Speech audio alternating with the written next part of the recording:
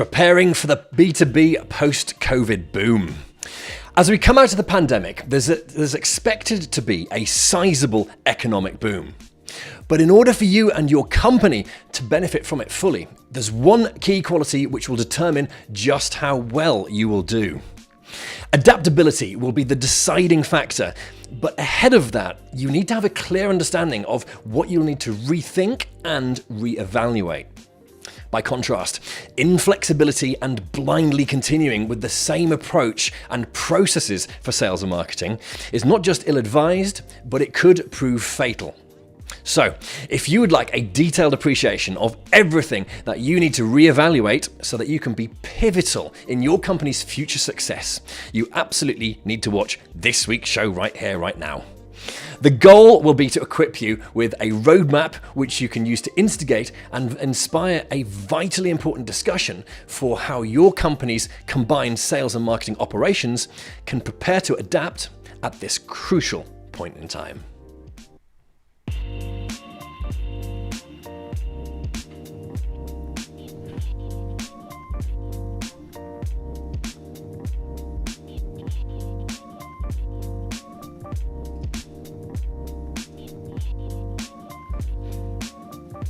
Hello and good afternoon, my name's James Rostance and this is the 414 Live this Thursday afternoon, the 8th of July. And it's for you as a professional B2B marketer, for you to directly expand and enhance your professional knowledge every single week so that you can do better in your job and deliver even better results for your company. And it's for you as a B2B marketer, whether you work in-house at a company or agency side, or indeed if you're a company executive with a hands-on role in your company's sales and marketing activities. And every week, I speak with some of the greatest and most interesting minds in B2B marketing so that you can do all of that. And this week, it's a very positively themed show, pretty much as they normally are, but this week in particular, preparing for the B2B post-COVID boom, we're going to be equipping you with everything that you need so that you can, very much lead the charge for developing and adapting your company's sales and marketing processes. So, and before we jump over now live to West Wickham in London, where my guest is standing by right now, if you haven't already, the414.net is where you can subscribe to the show so that you never miss an episode in the future, and equally check out previous episodes. So the414.net, that's where you go to subscribe. Right, with all that done, that's the promo. Now let's cross over live to West Wickham, London, where the quite excellent Mr. Stuart Giddings is live with us. Good afternoon, Stuart. Hi James, how you doing? Really, really good, and I'm really appreciative of you doing this episode with us because this is, I think, very much what the country and the world needs right now. A sort of positive encouragement, particularly for us here in B2B, right? Because I think a lot of people had a bit of a kicking. So what we're going to be covering today is going to be spot on. So. If I could then, could you start by just setting the scene for how do you view the B2B landscape right now? Yeah, of course. And thanks for having me on the show. I'm really looking forward to this discussion. I'm ever the optimist, and I think there is a big opportunity coming. I think the B2B landscape, it's always changing. I think we've obviously gone through pretty much unprecedented change in the last 18 months or so.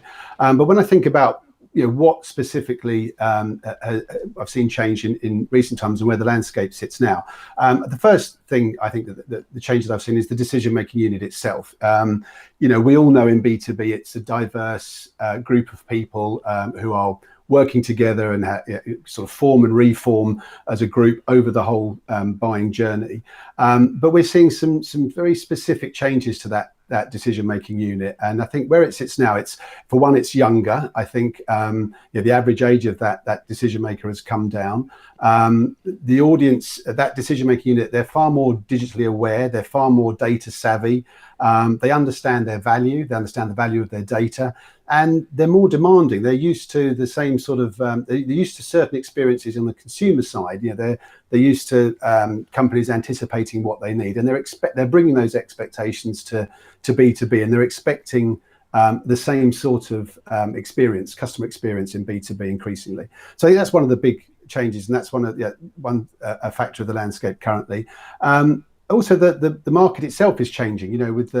When you think about the regulations around data and how that's making it more challenging to engage with audiences, that's probably the biggest change I've seen. And when I think about that environment currently, but also just the amount of content, the shift to digitization obviously is another big change that we've seen, and there's no question in the last 18 months that's been massively accelerated. So I think when you look at the landscape now, it's a younger and more data savvy DMU who expect more.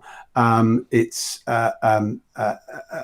say the environment is more regulated. So, for example, the whole reliance on third-party data historically has changed. Big shift to first-party data, and there's a bigger focus, I think, on the customer journey its entirety. It used to be the funnel, a linear sales funnel. It's now obviously a much more non-linear journey, and that has its own sort of set of challenges. So I think when I look at the landscape now, they're the big changes that I've seen, and obviously all the effects of COVID, which we'll touch on in a bit more detail. Sure. Of those changes you mentioned, do you feel like they are ones that have, some of them have really sped up as a result of the pandemic, or have they been all coming along at a steady pace? No, definitely. I think the shift to digital has been well underway for some time in B2B. There's no question that with the effect of the pandemic, people working from home, channels that are sort of mainstays as part of the B2B marketing, out of home, for example, for targeting the C-suite when they're traveling, events. I mean, depending on what research you look at, it's up to 45% of a lot of companies' B2B spend, and that disappeared overnight. The physical events went away, and obviously there's been a shift to virtual, but that's definitely accelerated the focus on digital and that sort of more integrated digital approach. 100%. Nice. Okay, well, that's set the scene nicely for, really the central premise of the whole of today's episode, which is adaptability. So with regard to adaptability, could you make the case and explain why it's ultimately so important and why this really needs attention paying to it? Yeah, sure. So I think, as I say, B2B is always changing. It's gone through some massive changes over time. As I say, the start of that shift towards digital has been in process for some time. But there's no question the pandemic has led to some unprecedented changes. And I think when you combine the pandemic with things like Brexit, with the advances in technology, throw in the data regulations and all the challenges around that, it's a seriously challenging space, and that amount of change means that you have to think about everything that you do from a marketing perspective, and you can't just say this is what we've done historically, it's always worked, therefore I'm going to keep doing it. So that says to me that you have to be ready to adapt, and of course there's all the unknowns. We can make some educated guesses about where this is going in the next 18 months. I mean, we've seen a lot of things that happened in the last 18 months that no one could have predicted, even as we went through the pandemic. And so there's going to be some surprises coming in the next 18 months. So that whole unknown, what's going to happen to the decision-making unit's behaviour if there's a working from home, to some extent ongoing. I fully believe we are never going back to 9 to 5, 5 days a week, everybody in the office. But that will vary by vertical, by region. So understanding that if a proportion of that audience, that decision-making unit, are permanently or in large part working from home, what does that do to the dynamic? How does that affect the decision-making, the group dynamic? How do you reach them? So I think all of this says to me, you're going to have to be adaptable. You're going to have to pivot potentially quite quickly to react to changes in the next 18 months. So I think all of that change makes flexibility and adaptability absolutely vital. Right. I must admit, I'm particularly intrigued with the concept of how to reach potential target target customers. And I guess this is where this process that you're advocating of analysing and essentially taking stock of your strategy moving forward, why that's so important. All right. Yeah. Well, what are some of the things that B2B businesses, in your opinion, should perhaps no longer be doing, or at least they should be at the very top of a person's list for them to set about re-evaluating? Okay, I think the first thing that we should not be doing is assuming everything's going to go back to how it was. I mean, I've talked a lot about change, and I think there is permanent change that's going to happen as a result of the pandemic. And I do not believe that, everything we've done before in the way that we've done it will work going forward. It will have to change to varying degrees. So I think that's the first thing I would say. Don't assume that, hopefully we come out of this and we get back to some level of normal, that we will go back to working exactly the same way. I really don't believe that. So that's the first thing I'd say that we need to stop doing is just applying what we did before. In terms of things we should be reevaluating, data strategy. We all know the cookie's going away. That's been delayed somewhat, but it's happening. And so, any strategies that rely heavily on third-party data need to be thought about. There is a shift to first-party data. That's the value. That's something that would absolutely need to be top of the list in terms of reevaluating how people might behave going forward. I'm a big believer in the closer connection of brand and demand. I think, in my experience, clients will sometimes silo them quite clearly. That, for example, at a certain time there may be a huge focus on demand only, and maybe less attention to brand, and vice versa. The two, brand to demand, they have to work together. And for all the great technology and data capabilities and targeting that we can do at the moment, it's for nothing if you're not getting some kind of emotional connection with the audience, and that comes from great content and great creative. So the brand piece, how it's what the brand's associated with in terms of information that's linked to it, that is vital. That's something I think needs to have some serious consideration. And I'd say probably top of my list would be content strategy. I think, as I mentioned earlier, this DMU is very smart. They are more demanding. They expect you to know what they want. And if there are too many companies, I believe, that still have a quite basic content strategy. They will put content out there that is very product and service led. It's features and benefits. It's very salesy. There's nothing wrong with a call to action. There's nothing wrong with good commercial content, but I think it really has to have value. It has to be something that they're going to find useful. It's going to help solve a problem, whether that's a really good case study that they can absolutely connect to and say, yeah, this is the problem I've got. Or if it's just, if it's a solution that solves a problem for them as part of that decision-making process and that buyer journey. The content part for me is absolutely key. It should educate and it should support them. And I guess the final bit that people should be reevaluating, this might be a little contentious, is around MarTech. There's been a huge investment in MarTech. The tech stack is vital and it's hugely important, and it can transform your business.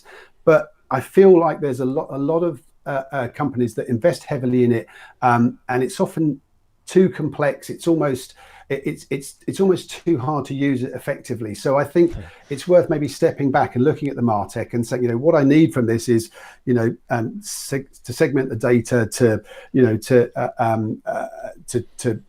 track what's going on, to personalize it for my audience, and think about what the best MarTech solution might be, and how that integrates with the technology on the sales side. So how it integrates with Salesforce, for example. So I think if I was kind of picking out the 3 or 4 things, they're the things I would look to reevaluate as we go into this new period post-pandemic. I think that's a good point right there with the concept of basically overloading your tech stack, because I can appreciate that. It can become quite overwhelming if you've got so many pieces of kit, or I say pieces of kit, subscriptions and whatnot, that to stay on top of it all, you can, overload yourself and your team. Yeah. So that's something you're keen to caution about, right? Yeah. I mean, and don't misunderstand me. I am a big, advocate of MarTech. It's incredibly useful for businesses, but I do feel, and I've seen it myself with clients I've worked with globally, that they're not using it effectively. They're almost spending more time, looking after the MarTech than learning from it and taking the insights from it and using it in the right way. So I think it's something that's probably, if you've had a big investment in it, see how it's working, see what benefits you're really getting from it, and maybe think about how you use it going forward. Awesome point. Could I ask you to just go over and provide a bit more clarity by what you meant when you mentioned about brand and demand with regard to the, I think it was the customer journey. So what did you mean by that?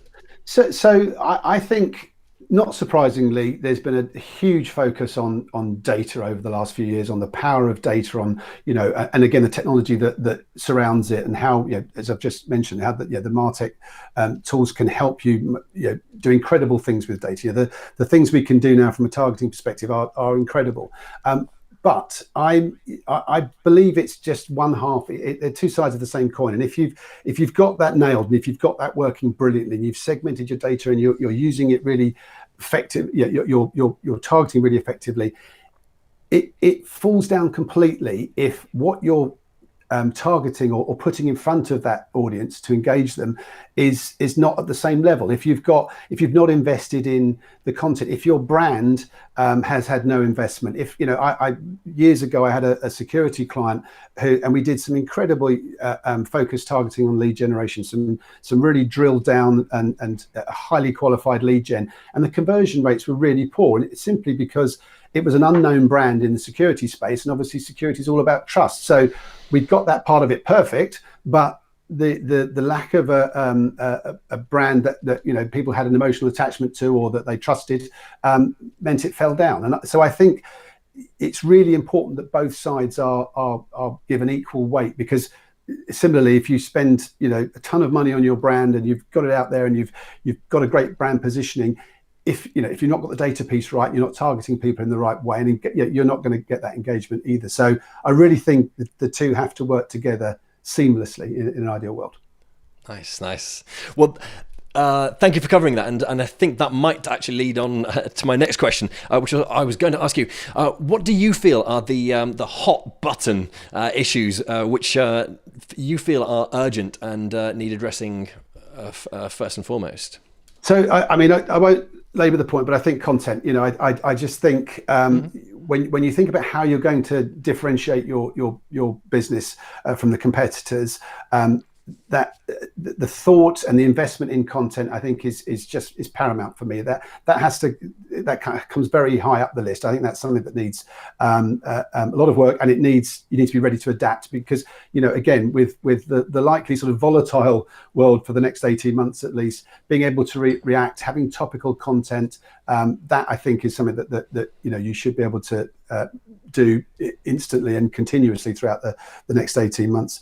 The other thing I think a sort of hot button issue would be, it's an old saying, think global, act local. I think that's more relevant than ever now, because countries are going to come out of this terrible pandemic in very different ways and at different speeds. So if you've got a pan EMEA approach that you've always used, that's always worked pretty well, and I don't mean it's just a blanket approach. Everyone will have local adaptation and allow nuances for local markets, but I think that's magnified now. I think if country X is coming out of the pandemic more slowly, or country Y is actually embracing the working from home, and that entire DMU is pretty much working from home, then that's going to require a different approach than country over here. So I think that's country by country is huge. I think that's a really good point, actually. Yes, so the idea of tailoring how you work with customers in different countries based on how they've responded. I wouldn't have thought of that. Yeah, nice, very, very nice. And I think the third point I'd say is the understanding the new ways of working. What does that mean, and what does it do for things? I touched on the fact that out of home, for now has been sort of off the table because traveling out of home anyway, but it's a powerful brand channel. So how can you use out of home in a different way? Is media consumption different? If someone's working from home full time, are they watching the TV news at lunchtime? Are they listening to the radio? Are there other channels that, maybe that we haven't given much thought of for B2B that might now be worth more consideration? Okay. What would you say are some of the other factors that are ultimately going to be separating the winners from what you could otherwise call the partition? What do they call it? The Participation Medal Award winners.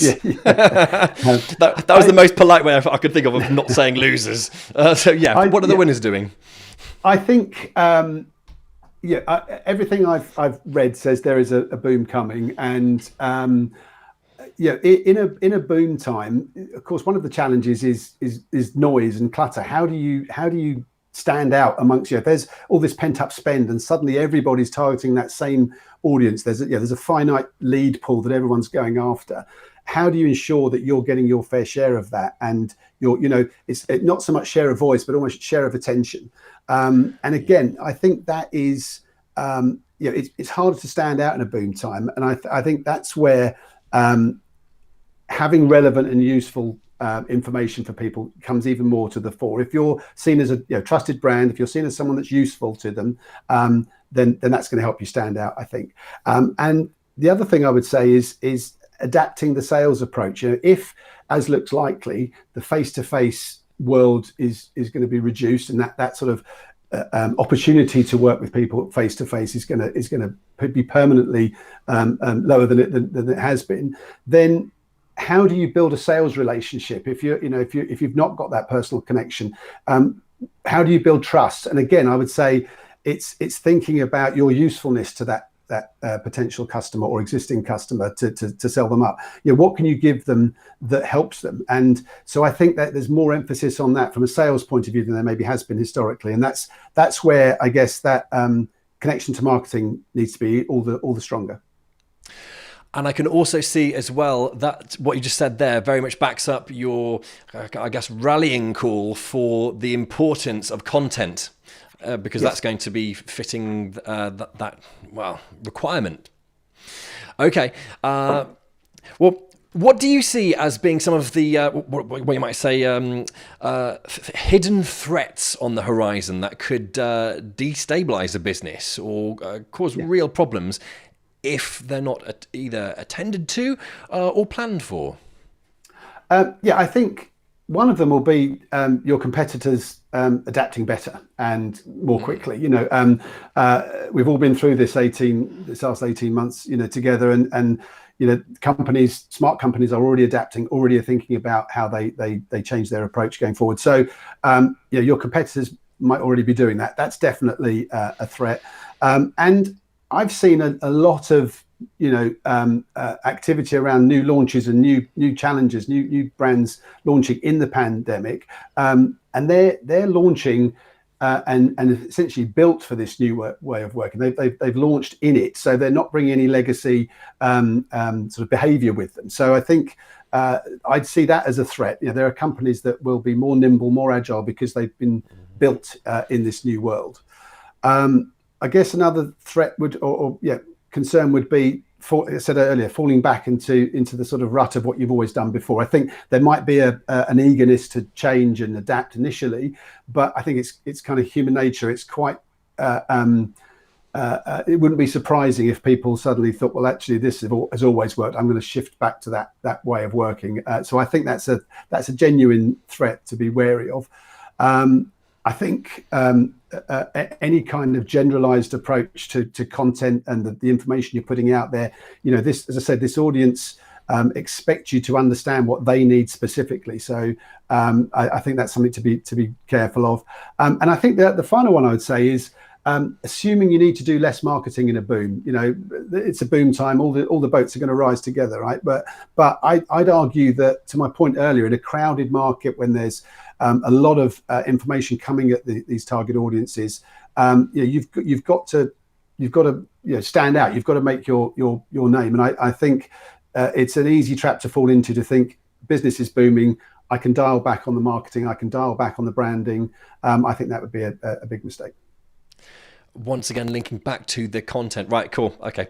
I really hope this is working for you watching and listening right now. I appreciate we're going at this, or Stuart rather, is going at this at seemingly 100 miles an hour, but we've got a lot to cram in. And to be fair, this is all golden stuff. So the next thing I wanted to ask is there anything that's come out of the development of the pandemic and what's happened as a result that's perhaps even surprised you with what it's meant? Yes, definitely. I think first thing that surprised me is the resilience of B2B. It feels to me like B2B has ridden the pandemic a lot better than many other industries, and I feel like we've not suffered too much, which is amazingly fortunate. But yeah, I think that was a bit of a surprise. I assumed, when especially when we were right in the middle of the pandemic, that every business would struggle. But it seems B2B has been incredibly resilient, which was a nice surprise, I have to say. I'm also surprised, I guess, at the ability of businesses to adapt. When you think about events, that shut down overnight, it's a massive part of B2B marketing. It's something that companies have relied on for years as a core element of their demand gen and their branding, and it just went off overnight. And the speed with which we pivoted to virtual events, the solutions that came quickly around virtual events was just staggering to me, and how quickly everybody adapted to it and how successful it was and how it worked. I think that was incredibly good to see, and it was surprising to me how quickly that changed. And even sort of doing business, and when I think about my own experience doing pitches over Zoom, I've always felt you have to be in the room with people. I still think it's preferable, obviously, but it's amazing to me, and it surprised me how quickly business adapted to those sort of very significant changes. I think probably the other thing that surprised me is that there is a boom coming, because I've read a lot about what's happened historically after big sort of disasters like pandemics, and there is a pattern of a boom following these sorts of events. But nonetheless, when I look at the damage it's done to economies and businesses, I think I felt that it was going to be a slow recovery, and it would be a very challenging recovery. But everything I see suggests a boom is coming, which is surprising, and again, a very, very pleasant surprise. Absolutely. Well, I guess in that case, right now, if you're up for it, then could you set about mapping out the process which someone would need to take to set about reevaluating their sales and marketing processes, so that ultimately they can line up their company to fully take advantage of the forthcoming boom that you mentioned? Yeah, sure. So I think the first thing I would say is look at what you've learned in the last 18 months. Look at what's happened in the last 18 months. As I said, most B2B companies have done reasonably well throughout the pandemic. They've had to change behaviors. I've just mentioned, from physical to virtual events, for example, from how they might sell on Zoom as opposed to face-to-face. But that should have given companies a lot of data, a lot of information. And I think that's the start point. You've got good first-party data there, if you like. Look at it, see what worked, see what didn't work. In making those changes, what can you continue to do? What is something you can make a permanent change? I think that would be one of the first things I'd say, because it's going to be different for every company. I'd also say study the evolution of your particular DMU. Whatever vertical you're in, whatever you're selling, whether it's tech, financial services, whatever it might be, every decision-making unit is different. They've all evolved. There are certain patterns around the evolution of the DMU, but it will be different for every vertical. So I would say, spend some time really studying your own decision-making unit, and as in the people you're targeting specifically, and look at how that's changed. Is it mirroring the broader changes that we're seeing? Is that DMU that's particular to your industry getting younger, for example? Are they demanding more? Are they more likely to self-serve and go further into the process before they engage you? All those kind of questions that you'd normally do. I think look at that and see what's happening, and then look at it by country. As we've said, it's going to be different for every country. So once you've looked at that DMU and you've seen the patterns you can adapt to, then think about how that's different in France versus Germany, for example, because that will be absolutely vital to making sure you engage these decision makers in the right way and give them the right sort of customer experience. I'd also say, look at each market individually, and so as well as the DMU, look at each country and look at their return. And as I touched on earlier, are they returning to work quicker than another country? How quickly are they returning to normal, and what is their normal? Is it changed fundamentally? Because again, that will really influence how you target those specific countries. And then I think that the final bit, as I've touched on earlier, would be the technology integration. Look at what MarTech you're using. Look how effectively you're using it. Look how it integrates with sales, because I think in a world where there's less face-to-face selling opportunities, and with this more sort of savvy DMU, if you like, or data savvy DMU, I think there's going to have to be that closer connection between marketing and sales, and that can be enhanced dramatically through technology. So ensuring that your Marketo works well with Salesforce, for example, we know that. So is your particular MarTech working well with whatever technology you're using more on the sales side, and making sure the two are linked. So they probably be the main things. Just looking at what's happened in the last year, I think is probably one of the biggest ones. Where you mentioned then about how to you mentioned about assessing, for example, how a particular country has changed and is now working following the pandemic. Have you got any practical tips of how you might actually set about carrying out that assessment? I mean, there's lots of good general research out there. I don't think there's a shortcut. I don't think there's a sort of shortcut to good desk research. That said, there are some very good research companies. B2B International is a good one, for example, and they'll work across numerous countries. So you could do some very specific country by country research, most definitely. But I think to give you a sort of a general overview, there's good desk research that could be done. But there's also, if you're working across multiple countries, my experience of large tech companies, for example, they're going to have either reseller and distributor partners in country, or they're going to have local teams in country. So listen to them. They're on the ground. They're talking to the customers. They will know what's happening in their particular market. So I think that's probably the most direct source to get a good idea of what's going on. And I think it would be listen carefully to them, because I have seen with large global clients when a local office will be pushing back against a broader regional approach. Sometimes, with good reason, sometimes not. They're not always listened to. So I think in this case, it's a bit different. And I think that information would be vital. Really nice. Okay, so just to recap on that then, this is very much using the expertise and on the ground knowledge of sales teams wherever they are dotted around the world. Yeah, and marketing teams. Yeah, absolutely. Right. Perfect. I love how this is feeding back into the whole central premise of the episode. Nice. Okay. If it's all right, I've got a question from Gamdan, a regular viewer of the show. Hey, Gamdan. Yeah. He's asking, in the economic boom, what would you say to a business in a very competitive industry?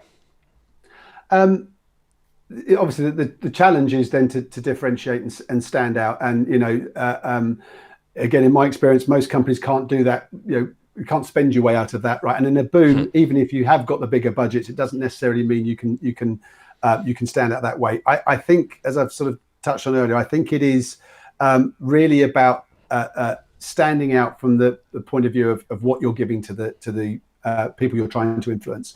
What are you giving them that's useful? How are you becoming an indispensable partner? What information are you giving them on a regular basis that is, that it's anticipating what they want? I think that for me is the best way to stand out. And it doesn't necessarily always mean producing tons of new content.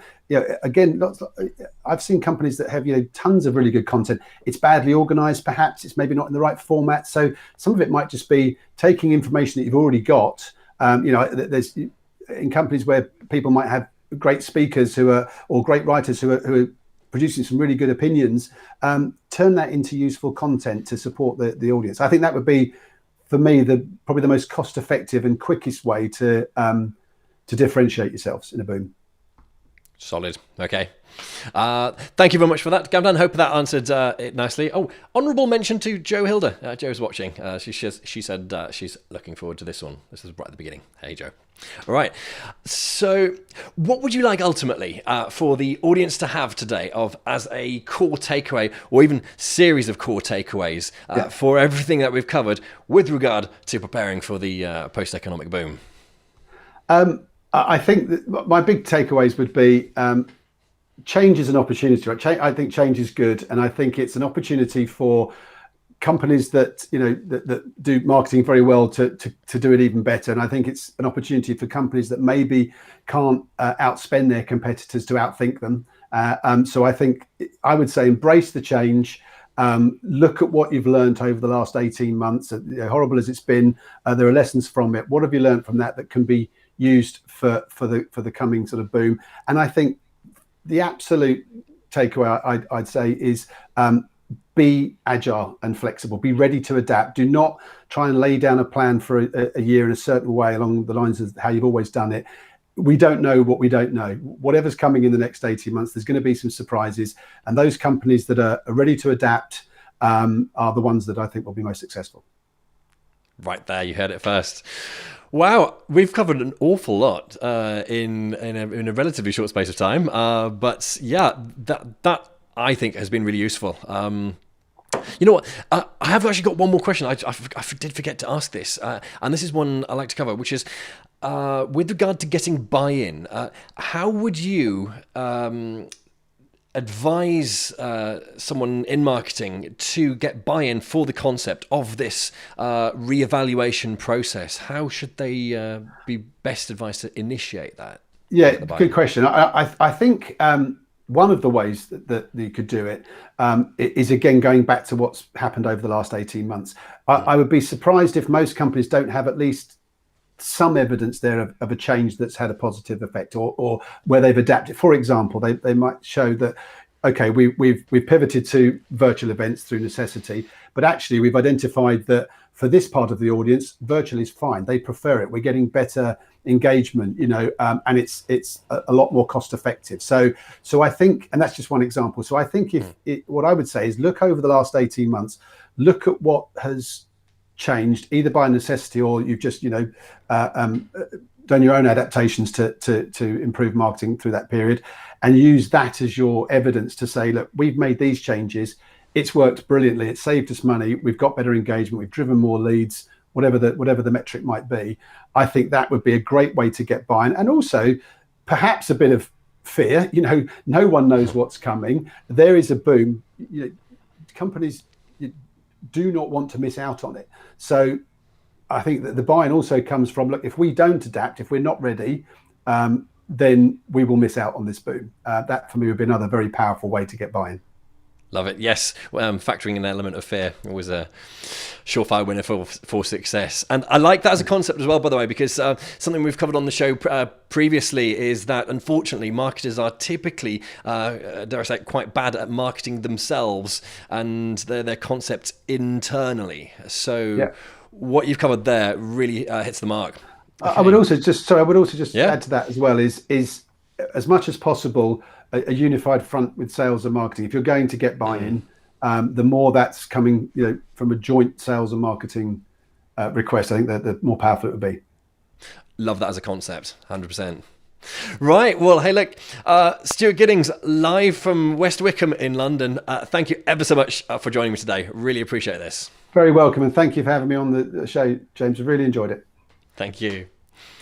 And if you've enjoyed watching this show, and if you're not already, then it's the414.net is where you can sign up so that you never miss an episode in the future. You get a weekly email there of the current episode. And also on the414.net is all previous episodes.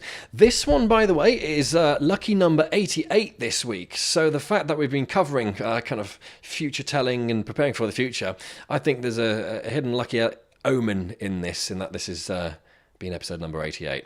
Right, there we go.